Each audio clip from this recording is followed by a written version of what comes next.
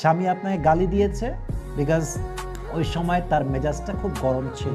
হয়তোবা সে আপনাকে নিয়ে কয়েকটা বাজে কথা বলে দিয়েছে, আপনাকে গালি দিয়ে দিয়েছে, আপনার মাকে নিয়ে হয়তোবা কোনো বাজে কথা বলেছে, আপনার ফ্যামিলিকে কটূক্তি করে কোনো কথা বলেছে। এখন রাতের বেলা এসে এটা নিয়ে আবার নতুন ইস্যু ক্রিয়েট করা যাবে না। আপনার স্বামী তখন রাগের মাথায় বাজে কথা বলেছে। আপনার স্বামী যদি ভালো মানুষ হয়, মানুষের বাচ্চা হয়, সে আপনাকে রাতের বেলা আবার ভালোবাসবে, আদর করবে। এটা হচ্ছে স্বামীর গুণ।